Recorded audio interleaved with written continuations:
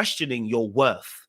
You are questioning your worth. And that is a very prevalent thought. That phrase alone is what is hampering Brittany Renner's life in general right now.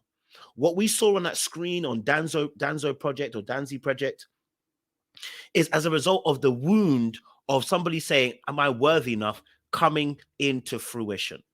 And the pain and the hurt and the anger is what was seeping out as she was drunk and as she was belligerent in those moments, because now she no longer had control of herself. I've told you, when I watch Brittany Renner, she's a very controlled and calculated person, and she curates her narrative. But this issue tells me that there's been an unraveling. This situation with PJ Washington hurts, cuts deep. It goes deeper than she actually probably thought it would. And it's the drink has enabled her to spiral out of control in those moments and absolutely become wild. Now, there's no excuse for it. We're only explaining what we see. Just like I did for Brian McKnight, I'm not excusing the behavior. I'm explaining why we're seeing what we're seeing, which is what we always do on this channel. All right, let's play a little bit more and see, right? You're a kid, and like, I went my whole life without this person. Why all of a sudden do I need to be close with you now? Like, I needed you when I was 10, not when I'm 20 something. So yeah, my mom, we would see each other, but my dad, no. And he was an alcoholic for a while. He's been sober for 10 years now. So dad was an alcoholic, sober for the last 10 years. She felt like she didn't need her father, right? Because he hadn't been there.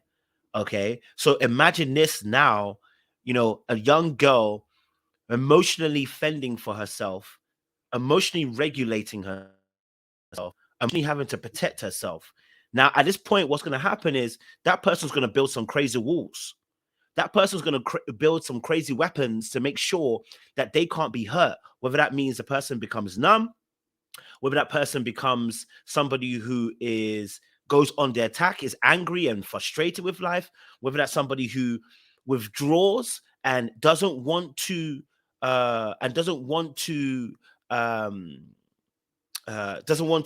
express how they feel, whether that is somebody that spirals into drugs or alcohol or into gluttony or whatever, in order to externally supplicate the internal warfare that's happening. Because when we talk about this, we talk about three things that I talk about, right? Whenever I talk with clients, especially when I talk with clients, if you ever had a coaching session, I love talking about these things. Emotional regulation goes into processing, understanding, and expressing. And when a child has been nuked in the area of expression, they begin to act out, usually through anger or frustration, hurt, and pain. They act out physically. And if you can't process your emotions, you tend to shut down a lot, right? You tend to shut down. You don't want to hear nothing. You don't want to see nothing. You bury your head in the sand. You become numb, etc., right? So if you've ever felt numb emotionally, it's because you're not processing what you're feeling.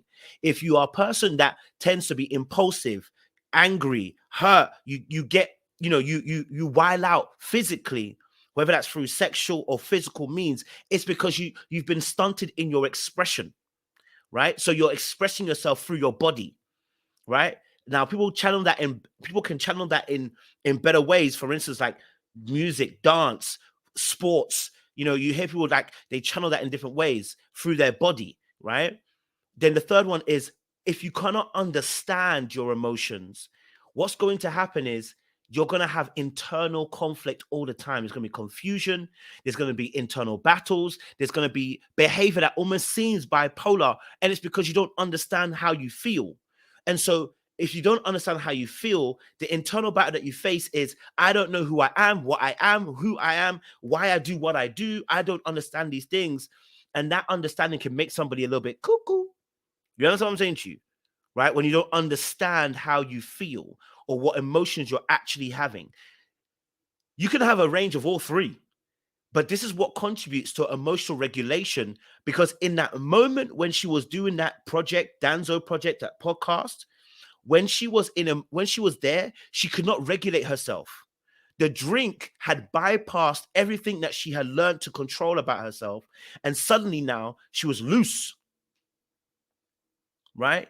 She was loose, and at that point now she's now not regulating herself very well. So now her behavior's gone to pot, right? Her behavior's gone to pot because the expression that she needs to express hasn't been expressed. So now she's putting her body all over Charleston White and rubbing herself all over him. You know, talking about, and by the way, there's history there. She actually wanted Charleston White, and Charleston White likes her too. So there's actual sexual chemistry history there between the two of them, right? So now she's doing all of that, right? And so this becomes quite evident on that on that podcast, right? Because I'm going to show you a clip before it gets to the stage where she's wiling out. She's actually expressing herself really well. They have a conversation about parenthood, childhood, and she's expressing herself really, really well. And then suddenly the drink kicks in, having way too much drink, and now she's inebriated. She breaks. You know what I mean? She breaks. So, you know, the drink shouldn't take you there, but the drink further enhances what's already there. She had some level of control over her behavior, but as soon as the drink kicked in, that went. And the reason being is because there's already wounds and there's brokenness there, there's hurt, there's pain there that already exists and has been exasperated at that point in time as well. So that's another conversation we can talk. But let's listen a bit more. And okay, so that's what the reason you think that maybe he wasn't around, because he was dealing with his own issues. Correct. Okay, you know, and I mean, when you look back on it and you look at, you know, you as an adult, and you mentioned that, you know, you go to therapy now, which I do as well. Nice. You know, I think every person. Now she says she goes to therapy. I'm gonna need her to continue. Okay, she's saying she goes to therapy. I need her to continue, and not only does she need to continue, she needs a support group. Right? She needs a support group. And do you know how I know she doesn't have a good support group? Because this happened. I know she has no good support around her, or at least she does not trust the support around her, because why would the Danzo project happen? Right? If she had a great support team, they would have yanked her off that podcast so quick. As soon as she started aspiring and be like, hey, we're out. We're out. No. We're not continuing this interview. She's moving wild. And what the video would have been probably a video of her friends pulling her off that stage and them arguing, because maybe Brittany Renner didn't want to leave the stage, right? That would have been the argument, but she would have been out of there. So when you don't have a good team around you and you're already suffering, this is going to leave you exposed. The Bible talks about how, I always forget the scripture. And I want to find the scripture, because the scripture really is a powerful one. Let me see if I can find it on my phone about